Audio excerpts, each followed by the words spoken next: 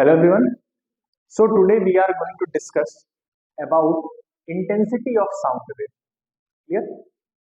पिछली क्लासेस में या पहले की क्लासेस में हम लोगों ने इंटेंसिटी के बारे में डिस्कशन किया था, लेकिन उन वेव्स का किया था जो स्ट्रिंग्स पर ट्रेवल कर रही थी। मतलब ट्रांसवर्स वेव की इंटेंसिटी हम लोगों ने मेजर की थी। अब हम लोग क्या करने चल रहे हैं, लॉन्गिट्यूडिनल वेव की इंटेंसिटी मेजर करने चल रहे हैं। अब इसका बेसिक फंडा क्या है, कैसे फाइंड करोगे?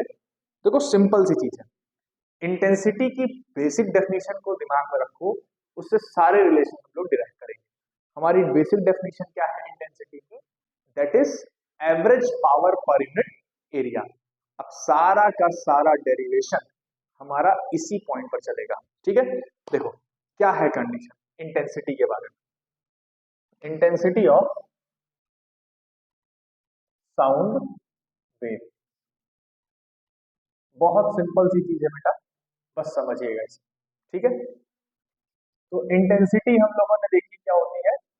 इंटेंसिटी इज रेशियो ऑफ या average power per unit area, ये है हमारी इंटेंसिटी। क्लियर है? फॉर्मूला क्या बनाओगे? I is equal to P average per unit area. ठीक है, अब मैकेनिकल वेव के केस में या ट्रांसवर्स वेव के केस में आप लोगों ने जो एवरेज फॉर्मूला देखा था वो देखा था half mu v omega square A square. Mu क्या है? लीनियर मास डेंसिटी है। ओमेगा क्या है? एंगुलर फ्रीक्वेंसी है। ए क्या है? हमारे पास एम्पलीट्यूड है। किसका? ट्रांसवर्स वेव का। तो उसी रिलेशन को यूज करके हम लोग बनाएंगे साउंड वेव के केस की। देखो कैसे। तो since average power for transverse mechanical wave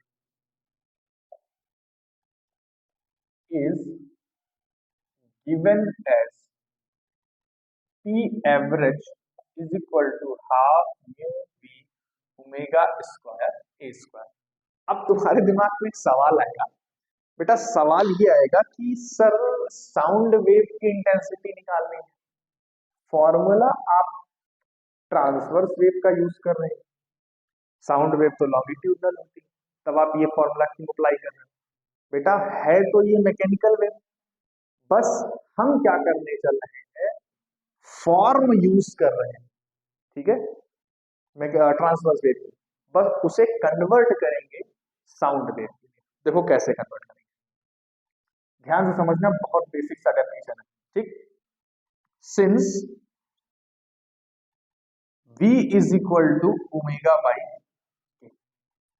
ये फॉर्मूला होता है, बिल्कुल होता है। ऑल्सो पहली चीज आ गई। ठीक है, इसे इक्वेशन नंबर 2 दे दो, या इसे 2 दे दो, इसे 3 दे दो। ऑल्सो v बराबर अंडर रूट बल्क मॉडुलस, ठीक है, अपॉन डेंसिटी। ये फॉर्मूला पढ़ रखा है, किसके लिए पढ़ रखा है? और साउंड वेव्स के लिए। सही है ना? एक बात और, सिंस साउंड वेव्स या pressure waves can be represented by expression. कौन सा एक्सप्रेशन है बेटा, बताना जरा। Delta P is equal to minus delta P max cos K X minus omega T. कुछ याद आया? प्रेशर वेव के केस में हमने इस रिलेशन को डिराइव किया है। ठीक है, आप जो भी टॉपिक पढ़ रहे हो वो तुम्हें तब समझ में आएगा जब तुम प्रीवियस सेक्शन को पढ़ के आओगे। तो बेटा बीच से अगर आ रहे हो तो फिर से मैं बोल रहा हूँ, वापस जाओ, पहले लेक्चर से स्टार्ट करो और तब इसको पढ़ोगे, सीक्वेंस वाइज आओगे, तब तुम्हें चीजें बहुत अच्छे से क्लियर होंगी, क्रिस्टल क्लियर होंगी। अदरवाइज कुछ नहीं समझ में आने वाला। ठीक है, ध्यान देना। हाँ, यहां पर देखो, इस रिलेशन में जो डेल्टा पी मैक्स है उसकी वैल्यू क्या होती है? Here delta P max is B A K. ये क्या होता है? प्रेशर एम्पलीट्यूड होता है। समझ गए? अब यहां पर ध्यान देना, क्या कंडीशन बन रही तुम्हारे पास? बी क्या है? Bulk modulus. ए क्या है? एम्पलीट्यूड। और के क्या है? Wave number. क्या इस रिलेशन से मैं एम्पलीट्यूड की वैल्यू नहीं फाइंड कर सकता? Delta P max into B K, और इस वैल्यू को उठाना है और सब्सटीट्यूट कर देना है यहां पर। ठीक, देखो क्या बनता है। नंबर 4, तो substitute value of A in equation second. जैसे ही सेकंड में पुट करोगे तो एवरेज पावर जो तुम्हारे पास आई वो कितनी आएगी? Half mu B. ओमेगा की जगह ओमेगा रहने दो, ए की वैल्यू रखना है। Delta P max divided by B into A का होल स्क्वायर। समझ गए? कोई डाउट? तो P average is equal to 1/2 mu B omega square. अब के की वैल्यू रखी जा सकती है, यहां से के बराबर ओमेगा बाई बी रख सकते हैं। बिल्कुल रख सकते हैं। चलो करके देखते हैं कि क्या रिजल्ट हमारे सामने बनता है। तो इसको मैं थोड़ा सा सिंप्लीफाई कर रहा हूं, के बराबर ओमेगा बाई बी से। ठीक, इसे इक्वेशन नंबर 3 बनाया। तो डेल्टा पी मैक्स का square upon B square K square, और के की वैल्यू बेटा बनेगी ओमेगा बाई बी का होल स्क्वायर बनेगी। थोड़ा सा और इसे कैलकुलेशन परफॉर्म करते हैं। Half mu B omega square delta P max square upon B square omega square into B square. Omega से एक ओमेगा कैंसिल हो जाएगा। ठीक है, अब बचा क्या हमारे पास? बी स्क्वायर की वैल्यू बच रही। कहां से लाओगे? देखो, क्या ये रिजल्ट तुम्हें नहीं दिख रहा है? इस रिजल्ट को जरा गौर से देखो, इस वाले को। यहां से तुम्हें अभी अपने आप चीजें क्लियर होने लगेंगी कि क्या कंडीशंस बन रही हैं। थोड़ा सा इसे मैं सिंप्लीफाई करूं तो हम जानते हैं, सिंस v बराबर बी अपॉन रो, क्योंकि मैंने डायरेक्टली स्क्वायर किया, तो यहां से v की वैल्यू कितनी आएगी बेटा? v बराबर रो v स्क्वायर। इस वैल्यू को उठा के यहां पुट कर दो, तो p average 1/2 mu B delta P max square, B square करना है, रो स्क्वायर बी की पावर 4। एक भी था, एक भी था, ये हो जाएगा हमारे पास बी क्यू। समझ गए? कैंसिल कर दो, तो पी एवरेज की जो वैल्यू तुम्हारे पास आ रही है वो आ रही है mu delta P max square upon rho square into. समझे? अब जरा नोटिस करो, क्या एवरेज पावर का फॉर्म कुछ इसमें नहीं कन्वर्ट हो रहा है धीरे धीरे? जहां पर हम लीनियर मास डेंसिटी का टर्म इंट्रोड्यूस कर रहे थे, वहां पर हम धीरे धीरे किसके बारे में बात कर रहे हैं? डेंसिटी के बारे में बात कर रहे हैं। डेंसिटी ऑफ द मीडियम के बारे में बात कर रहे हैं। क्लियर?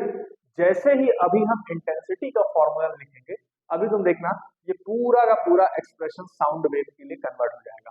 ठीक है, चलो आगे देखो क्या कंडीशन है आपके पास।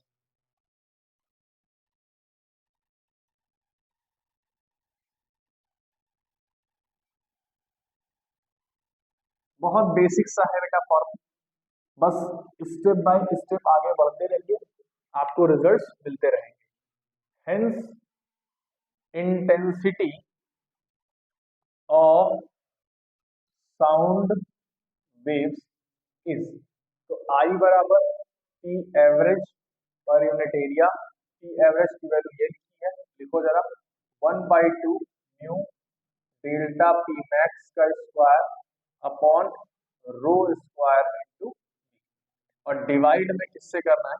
एस से। ठीक है, अब इस फैक्टर को बस देखो, बस म्यू बाई एस को। क्या है mu by S? Since mu is equal to mass per unit length, पढ़ रखा है, लीनियर मास डेंसिटी है, क्लियर है? तो यहां से हम देख सकते हैं कि म्यू अपॉन एस क्या होगा, mass upon length into area. Length into area is nothing but it is volume, V है वॉल्यूम, ठीक है? और मास पर यूनिट वॉल्यूम क्या होती है, बोलो? डेंसिटी होती, समझ गए? तो इसी फैक्टर को बस हमें यूज करना था। तो हेंस आई बराबर 1/2 रो डेल्टा पी मैक्स का square upon rho square into V. एक रो से एक पावर कैंसिल हो जाएगी और इंटेंसिटी का फॉर्मूला तुम्हें मिलेगा delta P max square upon 2 rho into V. ये है formula, that is intensity of sound या प्रेशर वेव्स। बात समझ में आ गई? तो ये था एक्सप्रेशन जिसको हम लोग फाइंड कर रहे थे। अब मुझे एक बात बताओ, इस एक्सप्रेशन को देख करके क्या इस एक्सप्रेशन में कहीं पर तुम्हें ट्रांसवर्स कैरेक्टर दिख रहा है? मतलब हमने डेरिवेशन स्टार्ट किया था half rho mu B omega square A square के टर्म से, लेकिन क्या फाइनल में तुम्हें कहीं ये टर्म दिखा? ऐसा कुछ नहीं हुआ ना। ऐसा इसलिए नहीं हुआ क्योंकि हमने सिर्फ और सिर्फ फॉर्म यूज की थी। बेटा साउंड वेव या वेव्स ऑन स्ट्रिंग मतलब ट्रांसवर्स वेव और लॉन्गिट्यूडनल वेव होती तो मैकेनिकल वेव्स ही है। तो जो एक्सप्रेशन इंटेंसिटी का ट्रांसवर्स वेव के लिए आया है, वही एक्सप्रेशन आपका साउंड वेव के लिए भी तो आएगा, उसका फॉर्म वैसे ही तो आएगा। तो वही तो आ रहा है आपके सामने। बात समझ में आई? अब इसमें जो टर्म्स लिखे हैं उसे समझ लो। यहाँ पर टर्म्स क्या है, वेयर रो क्या है बेटा तुम्हारे पास, डेंसिटी है इसकी, मीडियम की, वी क्या है, स्पीड है इसकी, साउंड की, ठीक? और डेल्टा पी मैक्स क्या है, ये है तुम्हारा प्रेशर एम्पलीट्यूड। बात समझ में आ गई? अब हम लोग क्या करने चल रहे हैं, अब हम इसके आगे लाउडनेस और साउंड लेवल इन डेसिबल का मतलब समझने चल रहे हैं, और उसके बाद हम लोग एक क्वेश्चन परफॉर्म करेंगे ताकि हमें वो टॉपिक जो है वो क्लियर हो जाए। समझ गए? तो आइए आगे का टॉपिक स्टार्ट करते हैं। वो टॉपिक हमारे पास क्या है? टॉपिक है sound level in decibel and loudness. पहले इसे समझो कि मतलब क्या है भैया, लाउडनेस होती क्या है, ठीक है? तब हम आगे बात कर पाएंगे कि कैसे ये दोनों चीजें कनेक्ट हो सकती है। फॉर्मुलेशन तुम्हें समझ में आ गया होगा इंटेंसिटी का। आपका टॉपिक है साउंड लेवल और आगे है लाउडनेस, ठीक है? एंड लिखा हुआ है। देखो क्या होता है, साउंड लेवल बेसिकली क्या है, ये है physical measurement of strength of sound, ठीक? ये है साइकोलॉजिकल मेजरमेंट ऑफ किसका, स्ट्रेंथ ऑफ साउंड। अब आप पूछोगे सर साउंड की स्ट्रेंथ कैसे बताई जाए, तो मुझे ये बताओ साउंड होता क्या है? साउंड एक वेव ही तो है। वेव की स्ट्रेंथ उसकी इंटेंसिटी से बताई जाती है, बिल्कुल सही बात। अब इसे समझो कि मैंने क्या बोला। मैंने बोला कि जो लाउडनेस होती है वो साइकोलॉजिकल मेजरमेंट है। कैसी है बेटा? साइकोलॉजिकल मेजरमेंट है किसकी, of strength of sound. Sound कितनी की स्ट्रेंथ की साइकोलॉजिकल मेजरमेंट बताता हूं, समझाता हूं क्या मतलब है इसका। जबकि साउंड लेवल जो तुम्हारे पास है डेसिबल में, जो हम लोग मेजर करते हैं, वो होती है physical measurement of strength of sound. अब मुझे पहले ये बताओ, स्ट्रेंथ ऑफ साउंड का मतलब समझ में आया? स्ट्रेंथ ऑफ द साउंड का मतलब है इंटेंसिटी, ठीक? जब हम लोग साउंड लेवल की बात कर रहे होंगे, जिसे हम डेसिबल में रिप्रेजेंट करते हैं, डेसिबल में इवेलुएट करते हैं, कैलकुलेट करते हैं, तो हम उसके फिजिकल मीनिंग की बात करते हैं। फिजिकल मीनिंग का मतलब ये हुआ कि हम उसे मेजर कर रहे हैं किसी चीज से। अब साउंड को मेजर करने के लिए कई तरीके के इंस्ट्रूमेंट हो सकते हैं। सबसे पहला इंस्ट्रूमेंट तो भैया तुम्हारा कान है, ठीक है। अब कान क्या है पहले इसे समझो। तुम्हें मैं बताता हूँ साइकोलॉजिकल और फिजिकल दोनों में डिफरेंस कहाँ है, ठीक है। साइकोलॉजिकल का मतलब आपके परसेप्शन से, परसेप्शन का मतलब कैसा तुम फील कर रहे हो, ठीक है। हो सकता है कि तुम्हें कोई साउंड कम सुनाई दे रही हो, वही साउंड किसी दूसरे पर्सन को ज्यादा सुनाई दे रही है। एग्जाम्पल के तौर पे मान लो कि आपका एक जानवर है, कुत्ता है, और आप हो। अब कोई घर के आसपास पटाखा लगता है, ठीक है, साउंड वेव प्रोड्यूस होगी। अब उस पटाखे से तुम्हें ज्यादा प्रॉब्लम नहीं होगी, लेकिन आपका जो जानवर है उससे ज्यादा प्रॉब्लम। तो ये है परसेप्शन मेजरमेंट या साइकोलॉजिकल मेजरमेंट, समझे किसका? साउंड की स्ट्रेंथ का। लेकिन अभी तुमसे मैं बोलूं कि कोई फॉर्मूला बनाओ जिससे हम ये फाइंड कर सकें कि कितने मेजरमेंट, कितने डेसिबल की आवाज निकल के आई। कोई डिवाइस तुमने लिया जो पटाखे से आवाज निकल रही, उसको तुम कैलकुलेट कर लेगा कि सर 15 डेसिबल, 20 डेसिबल इतनी आवाज है, ठीक है। तो ये जो मेजरमेंट होगा ना, उस मेजरमेंट को तुम क्या बोलोगे? साउंड लेवल बोलोगे। समझ गए? हाँ, एक चीज और तुम्हें बता दूं बेटा, ऐसा कोई फॉर्मूला ही नहीं बना है जो कि फिजिकल मेजरमेंट को साइकोलॉजिकल मेजरमेंट के साथ कंपेयर कर सके, उसे मिला करके डिस्क्राइब कर सके। ऐसा कोई रिलेशन नहीं बना है, कोई एक्सप्रेशन अभी तक नहीं बना है, ठीक है। अब पूछोगे सर ऐसा क्यों? भैया सीधी सी बात है, मैंने जो एग्जांपल दिया कि हो सकता है एक साउंड तुम्हें ज्यादा इफेक्ट दे रहा हो इन कंपेयर टू वही साउंड किसी दूसरे पर्सन को कम इफेक्ट दे रहा हो। बात समझ में आई? एग्जाम्पल देखो, एक एग्जाम्पल मैं लेता हूं और अच्छे से क्लियर होगा। मैं यहां पर दो साउंड क्वालिटी रख रहा हूं। पहली साउंड तुम्हारे पास है 100 डेसिबल, ठीक, 100 डेसिबल की है। हाँ, 100 डेसिबल ना लो, हर्ट्ज, 100 हर्ट्ज, 0 डेसिबल। हर्ट्ज क्या हो गई बेटा? फ्रीक्वेंसी हो गई। हमें एक साउंड सोर्स लिया, ये हमारा सोर्स वन है, ठीक है। और एक सोर्स हमने और लिया, सोर्स टू, 1000 हर्ट्ज का, क्लियर। और हमने लिया, इसकी जो इंटेंसिटी थी वो कितनी थी? 30 डेसिबल थी। ये सोर्स हमारे पास है, ये फ्रीक्वेंसी बता रहा है, ये इसके साउंड लेवल को बता रहा है, इंटेंसिटी को बता रहा है, ठीक। अब ध्यान से समझना, क्या ये फिजिकली सेम है? नहीं। अगर हम फिजिकल मेजरमेंट करें, फिजिकल मेजरमेंट का मतलब क्या 0 डेसिबल कभी 30 डेसिबल के बराबर होगा? बिल्कुल नहीं होगा। तो physical decibel 0 decibel is not equal to 30 decibel, ये दोनों सेम नहीं हुए। अगर हम फिजिकल मेजरमेंट कर रहे हैं तो क्या लिखोगे? Both sources are different. दोनों सोर्स क्या हो गए? डिफरेंट हो गए। लेकिन जैसे ही हम साइकोलॉजिकल मेजरमेंट की बात करेंगे तो क्या रिजल्ट हमें मिलेगा? साइकोलॉजिकल मेजरमेंट में, ठीक है बेटा, दोनों जो सोर्सेस हमारे पास हैं वो दोनों सेम है। अब पूछोगे सर ये कैसे?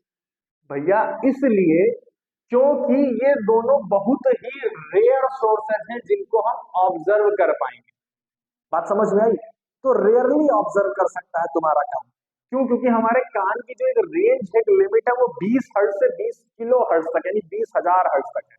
और ऐसे साउंड्स हमें रेयरली मिलेंगे। तो हम ये कह सकते हैं कि जो साइकोलॉजिकल मेजरमेंट है, हो सकता है कोई दो साउंड सोर्सेस, तीन साउंड सोर्सेस, चार साउंड सोर्सेस, या चार वेव्स, दो वेव, तीन वेव साइकोलॉजिकली इक्वल हो, लेकिन जरूरी नहीं है कि वो फिजिकली भी क्या हो? इक्वल हो। तो साइकोलॉजिकल मेजरमेंट में may be both are equal as these waves are rarely rarely की स्पेलिंग सही है? हाँ सही है, rarely observed। हम इसे rarely ऑब्जर्व कर पाएंगे, लेकिन फिजिकली कभी 0 डेसिबल 30 डेसिबल के बराबर। बात समझ में आ गई? तो ये था साउंड लेवल और लाउडनेस की कहानी। तो साउंड लेवल क्या होता है बेटा? जब भी कोई पूछेगा, अगर तुमसे बोल रहा है, मैं लिख भी दे रहा हूं यार, साउंड लेवल इन डेसिबल, हमेशा मेजरमेंट किसमें होगा? डेसिबल में होगा, डी डेसिबल। तो साउंड लेवल के बारे में क्या बोलोगे कि सर ये फिजिकल मेजरमेंट होता है किसका? इंटेंसिटी ऑफ साउंड का या स्ट्रेंथ ऑफ साउंड का। और लाउडनेस क्या होती है? उसकी साइकोलॉजिकल मेजरमेंट। और तुरंत उनको एग्जांपल देना कि अगर मान ले कि तुम्हारे सामने या थोड़ी दूर पे कहीं पटाखा दगा हो, क्रैकर हुआ हो, फायर क्रैकर्स लगे हो, तो उससे निकलने वाली साउंड तुम्हें कम परेशान करेगी, तुम्हारे जानवर को या आसपास के जानवर को ज्यादा परेशान करेगी, बिकॉज देयर ईयर्स एंड और eardrums are more sensitive. उनके कान या कान के जो पर्दे हैं वो ज्यादा सेंसिटिव है इन कंपेयर टू योरसेल्फ। समझ गए? तो ये था साइकोलॉजिकल मेजरमेंट। अब एक फॉर्मूला बना है, उस फॉर्मूले को देख लो और समझो कि क्या है वो फॉर्मूला। ठीक है, ध्यान से देखना, फिजिकल मेजरमेंट करने के लिए बात हो रही है।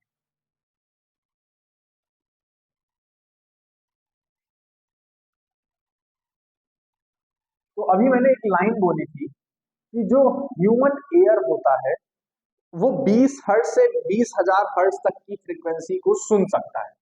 तो इसका मतलब ये है कि हमें एक ऐसा फॉर्मूला चाहिए, एक ऐसा फॉर्मुलेशन चाहिए जो इन चीजों को अपने साथ एक साथ समेट सके। तो बेटा को इस चीज को समझने के लिए हमें बहुत अच्छी जो स्केल होगी वो लॉगरिथमिक स्केल होगी, जो इन सबको बहुत आसानी से क्या कर सकती है? बना सकती है, मेजर कर सकती है।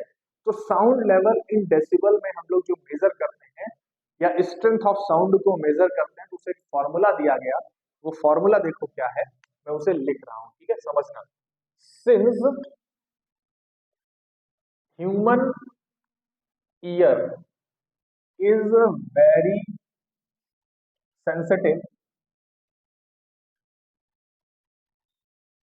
and captures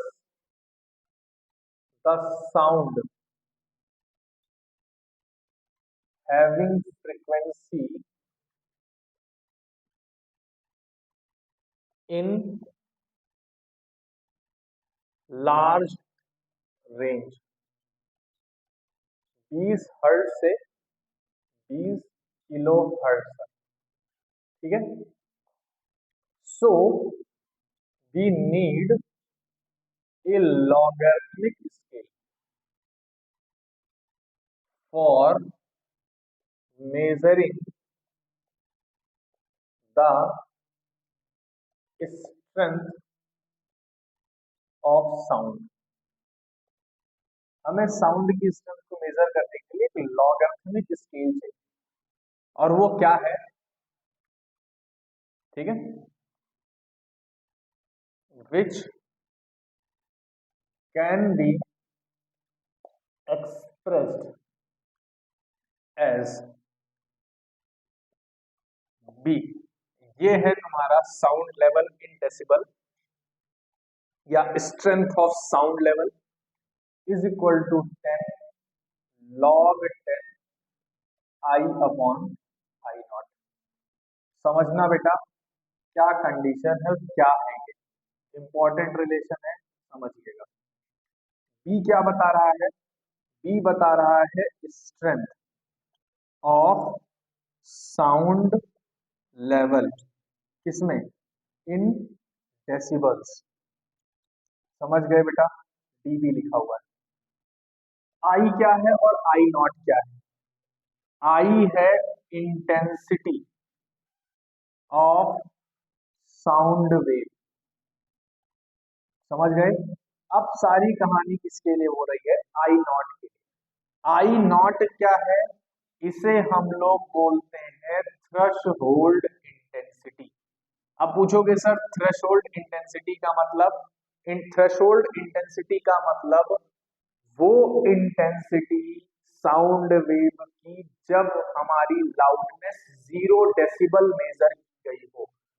ध्यान से देखना, threshold intensity that is intensity of sound wave eight 0 decibel. 0 decibel पर जो मेजरमेंट किया गया है उसी को हमने क्या नाम दिया है, थ्रेशोल्ड इंटेंसिटी बोला है।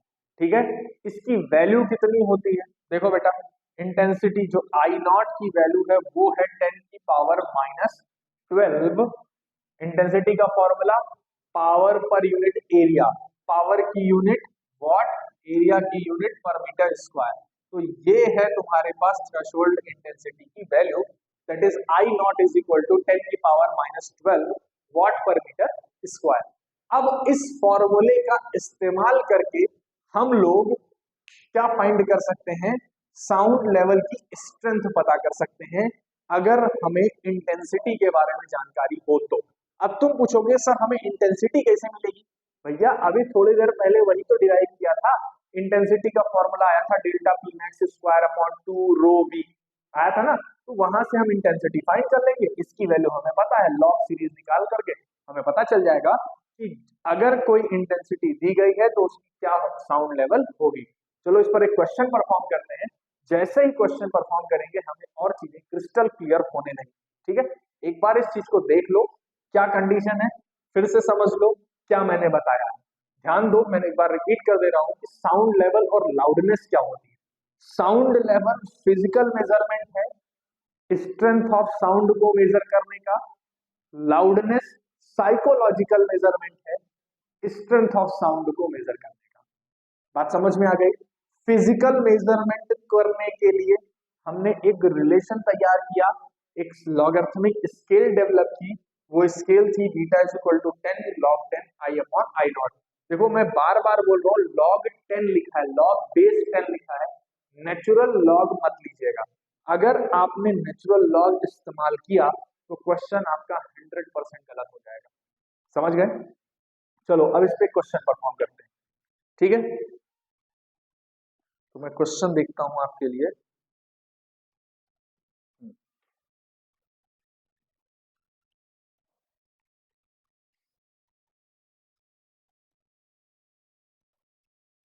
एक सिंपल सा क्वेश्चन है और अच्छा क्वेश्चन है।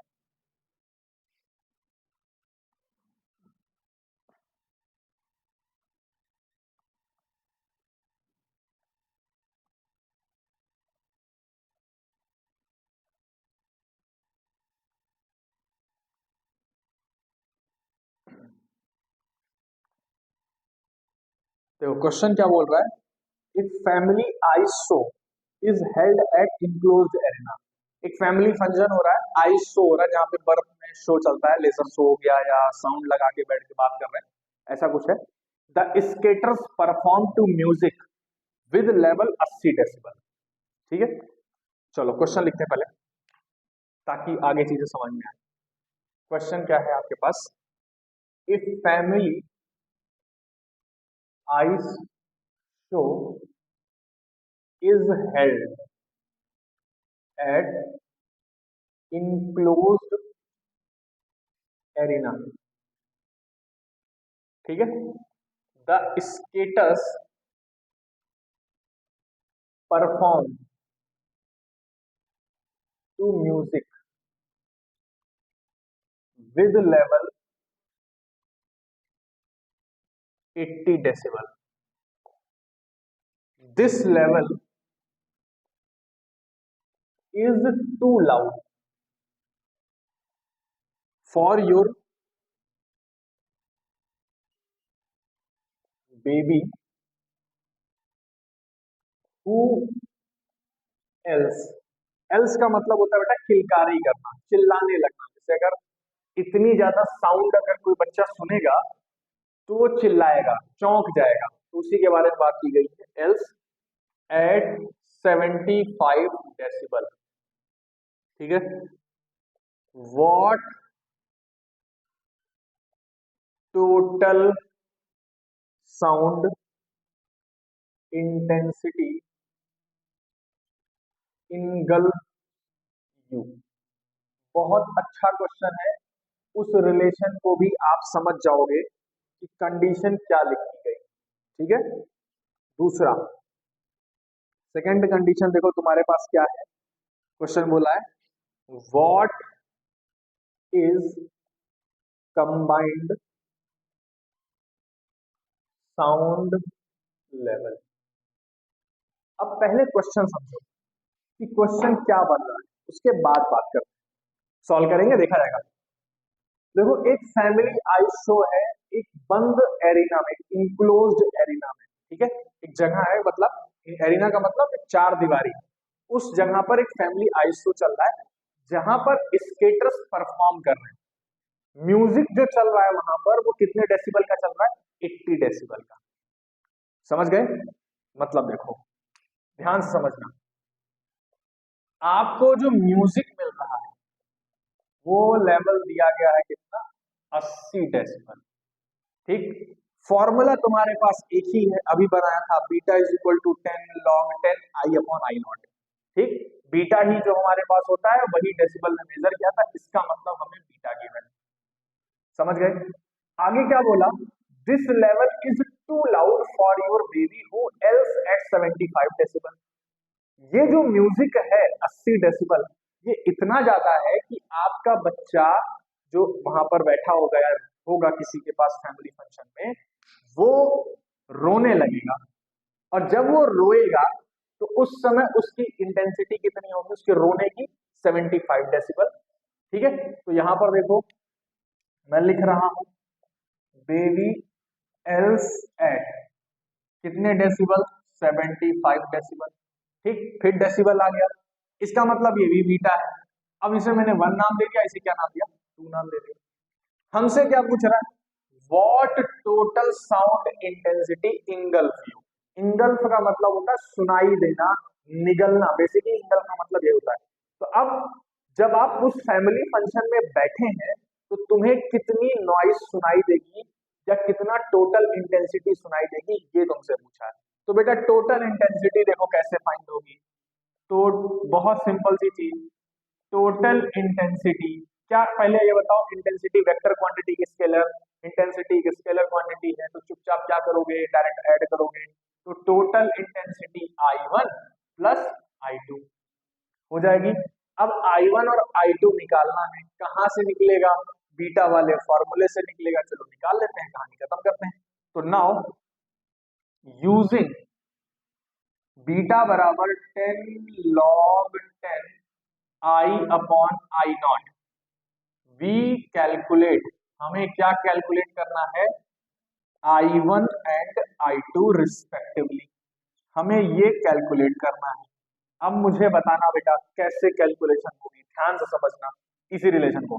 तो क्या मैं इस रिलेशन को ऐसा लिख सकता हूं, 10 log 10 I upon I nought ये है, this is equal to log 10 I upon I nought beta by 10।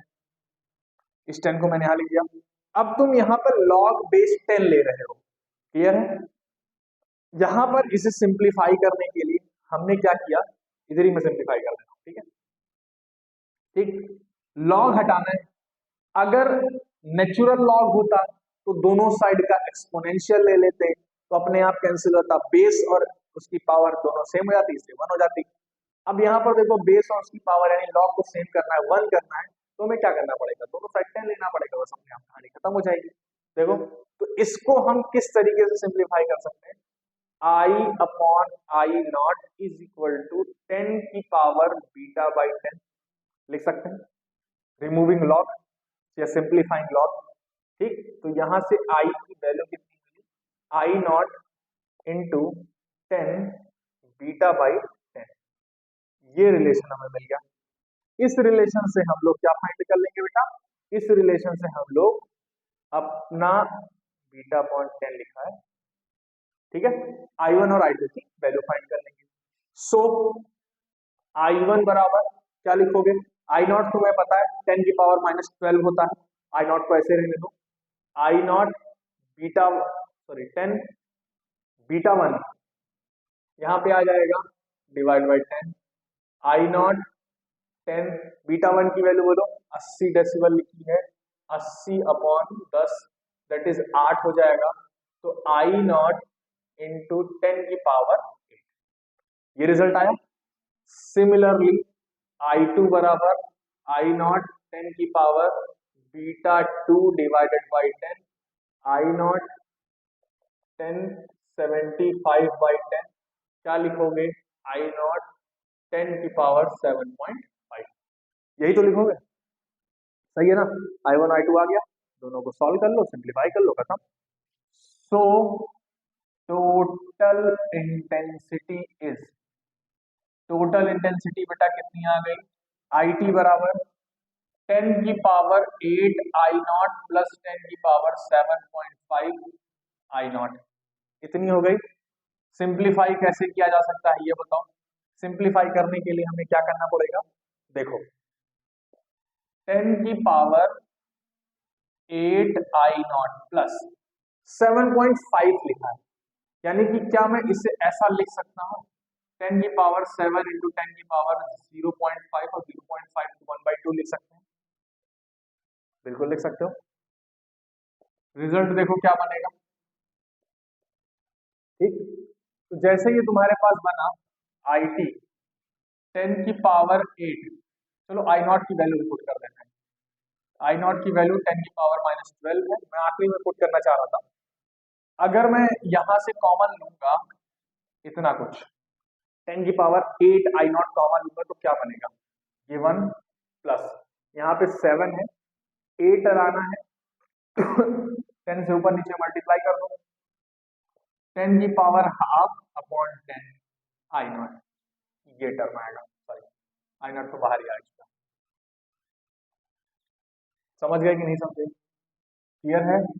तो आई टी हमारे पास आएगा 10 की पावर 8 आई नॉट है 10 की पावर -12, 1 प्लस इसे सिंप्लीफाई कर लो, ये वैल्यू बनेगी 1/√10, ठीक है। तो आई टी की वैल्यू सिंप्लीफाई करने के बाद 1 प्लस 1/√10 इंटू 10 की power -4 what per metre square, ये है that is total intensity that which was engulfed by you, जितनी तुम्हें सुनाई देगी वो इतनी, समझ गए। अब सेकंड क्वेश्चन क्या बोला था, what is combined sound level, जब तुम्हें टोटल इंटेंसिटी पता चल गई तो क्या तुम इस रिलेशन का इस्तेमाल करके, ये वाले रिलेशन का इस्तेमाल करके वापस से साउंड लेवल की वैल्यू नहीं फाइंड कर सकते, तो लिखोगे डायरेक्ट। मैं अब इसे सॉल्व तुम्हारा करने की जिम्मेदारी बेटा, सिंप्लीफाई तुम करना, मैं बस तुम्हें चीजें समझा दे रहा हूं क्या है। Now using expression beta is equal to 10 log 10 I upon I nought, हमें क्या मिल जाएगा, आई नेट साउंड लेवल की वैल्यू मिल जाएगी, ठीक है। कैसे मिलेगी, देखो आई के बजाय आप क्या लिख लोगे, आई टी लिख लोगे, समझ गए। तो ये बी हमारे पास क्या हो जाएगा, टी हो जाएगा, तो यही हमारा आंसर है, that is combined sound level, ये हमें सुनाई देगा, समझ गए बेटा। तो ये था टॉपिक हमारा आज का कि साउंड वेव की इंटेंसिटी क्या होती है, लाउडनेस और साउंड लेवल इन डेसिबल क्या होते हैं, उनके फिजिकल मीनिंग क्या है और साइकोलॉजिकल क्या मीनिंग है, दोनों कैसे डिफरेंट हैं और इनका आपस में कोई भी मैथमेटिकल रिलेशन नहीं है, ये चीज आप ध्यान रखिएगा, समझ गए। तो आई थिंक तुम्हें ये क्वेश्चन समझ में आ गया होगा, बहुत सिंपल सा क्वेश्चन था, कुछ नहीं करना था, सिर्फ क्वेश्चन को पकड़ना था, उसकी लैंग्वेज समझनी थी और क्वेश्चन अपने आप हो जाता, ठीक है। तो मैंने जो फॉर्मूला लिखा था beta is equal to 10 log 10 I upon I nought, उस पर मैंने आपको क्वेश्चन भी करा दिया, तो तुम्हें इसकी थोड़ी सी समझ हो जाएगी कि कैसे हम इस रिलेशन को यूज करेंगे, ठीक है, तो चलो हम नेक्स्ट क्लास में नए टॉपिक के साथ मिलते हैं।